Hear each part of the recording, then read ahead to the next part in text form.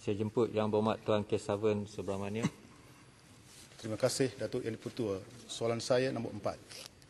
Terima kasih. Silakan Yang Berhormat Timbalan Menteri. Terima kasih Yang Berhormat Yang di-Pertua. Terima kasih Yang Berhormat Sungai Siput. Tuan Yang di-Pertua, dalam tahun 2020, JAKUA meneruskan pelaksanaan fasa 3 program pembangunan bersepadu Sungai Siput, iaitu menyiapkan kompleks orang asli One Stop Center di Kampung Bawung, Sungai Siput dan telah siap pada bulan November 2020. Penyiapan kompleks ini dapat menyediakan ruang niaga kepada usahawan orang asli di Sungai Siput. Selain itu, ia juga dapat membantu penanam koko di kawasan tersebut untuk mengumpulkan dan memproses hasil koko dengan tersedianya pusat pemprosesan koko di kompleks ini. Penduduk orang asli Sungai Siput juga dapat berurusan dengan pelbagai agensi kerajaan seperti Jabatan Pendaftaran, Jabatan Pengangkutan Jalan, Suruhanjaya Pilihan Raya serta Perkhidmatan Pos dan Utiliti melalui penyediaan kaunter berpusat di kompleks ini. JAKUA juga melaksanakan 8 projek pembangunan infrastruktur melibatkan kerja-kerja menurak jalan, membina longkang dan membina tangki air yang bernilai RM416,000.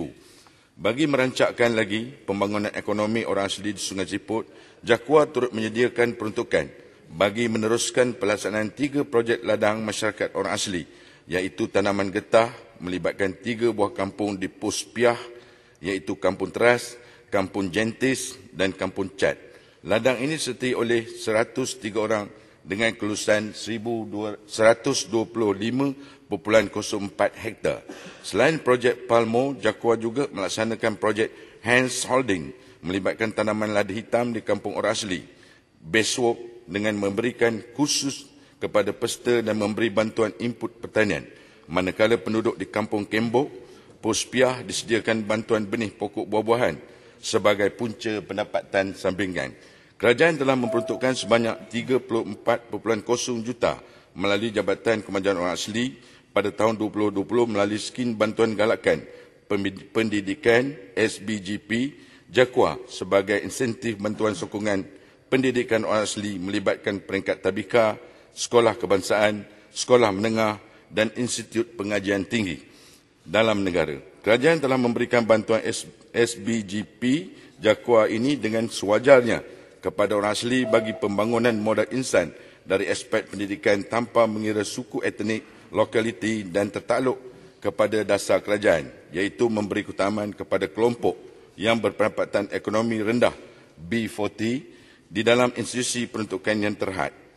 Malah kerajaan juga telah menyediakan beberapa alternatif bantuan pendidikan yang turut boleh membantu orang asli dalam meneruskan pendidikan selain JAKUA seperti bantuan pinjaman boleh ubah Majlis Amanah Rakyat dan Perbadanan Tabung Pinjaman Tinggi Nasional. Dengan itu, saya merumuskan bahawa perancangan untuk tahun 2020 ini telah pun dilaksanakan dengan jayanya. Terima kasih. Tuan Tamahat. Terima kasih Timbalan Menteri di atas jawapan tadi yang berkaitan dengan projek mini pusat transformasi luar bandar Kampung Orang Asli Bawung. Yang Berhormat Timbalan Menteri, salah satu isu yang sering diluahkan oleh masyarakat orang asli sewaktu siri-siri lawatan ke kampung-kampung asli ialah isu rumah, di mana mereka terpaksa kongsi kelamin hingga 3 atau 4 keluarga. Yang Berhormat Timbalan Menteri, saya difahamkan setiap tahun JAKUA diberi kuota di bawah program PPRT, namun kuota yang diberikan kepada Parlimen Sungai Siput hanyalah 6 unit sahaja, berbanding dengan keperluan semasa dianggarkan 700 keluarga. Jadi saya ingin penjelasan daripada Menteri, apakah langkah-langkah Kementerian dalam membantu menambahkan kuota membina rumah baru untuk masyarakat orang asli di Parlimen Sungai Siput. Terima kasih. Terima kasih. Silakan. Terima kasih Yang Berhormat Sungai Siput. Dalam siri lawatan saya ke kawasan-kawasan orang asli, kebanyakan memang inilah perkara yang dibangkitkan oleh seperti Yang Berhormat Sungai Siput.